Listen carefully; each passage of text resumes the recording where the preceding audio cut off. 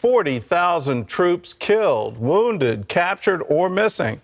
NATO estimates that 1/5 of the Russian forces that invaded Ukraine 1 month ago are now off the battlefield. Well, the alliance is worried that a frustrated Vladimir Putin will resort to chemical, biological, or even nuclear weapons. President Biden is meeting with European leaders in Brussels today, calling on them to increase the economic pressure on Russia. Heather Sells reports. NATO now estimates heavy Russian losses, as much as 20% of the forces that it sent to Ukraine. There is grave concern that a deeply frustrated President Putin is preparing for what was once unthinkable: chemical, biological, even nuclear warfare. It is why President Biden is rallying European allies. For the past few months, the West has been united. The president is traveling to Europe to ensure we stay united. NATO has announced it will double its military presence near Ukraine. So far, however, Europe has balked at an embargo on Russian oil and gas. Biden is hoping to change that. On Wednesday, the State Department formally accused Russia of war crimes in Ukraine. Russia's forces have destroyed apartment buildings, schools, hospitals, other elements of the critical civilian infrastructure. In Mariupol, 100,000 people remain trapped as the Russians bombard them. This video from a right-wing paramilitary group in the Ukrainian National Guard shows the port city's devastation. Today marks 1 month since Russia unleashed its invasion into Ukraine. The mayor of Kyiv says more than 260 have died. I am very appreciative and huge respect for every Ukrainian fighters. The Pentagon says the Ukrainians have pushed Russian forces back 34 miles outside of Kyiv. A U.S. defense official says it appears Russian forces are now prioritizing Luhansk and Donetsk in the eastern Donbass region to cut off Ukrainian troops and prevent them from moving west. President Zelensky will meet with NATO leaders in a closed-door meeting today as he calls on the world to rally. Come with Ukrainian symbols to support Ukraine, to support freedom. On Friday, President Biden travels to Poland, which has opened its arms to more than 2 million Ukrainian refugees. Heather Sells, CBN News.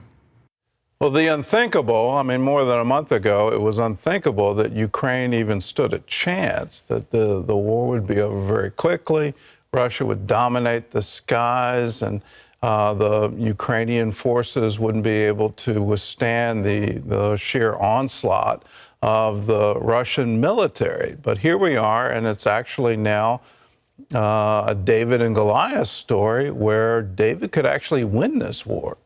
But in that process, what's going to be the cost for the civilian population as Russia more and more turns to devastation as their war tactic, that they want to completely destroy neighborhoods and cities. They want to extract some kind of odd revenge. If they're trying to take over Ukraine, this is a very unusual way to do it. And the human cost is absolutely astounding. More than half of the refugees who have escaped Ukraine are children. One young woman described her journey to Poland and the warm welcome and support her family received from you through Operation Blessing. Take a look. As Operation Blessing continues work on the ground at the Medica border in Poland, we're meeting many refugees with stories of hardship. We are from Ukraine. We live in the Kharkiv region. We prayed to get here safely, so we are happy that we crossed the border really quickly. There is shooting in Kharkiv right now. We had to get out of there so the children would be safe.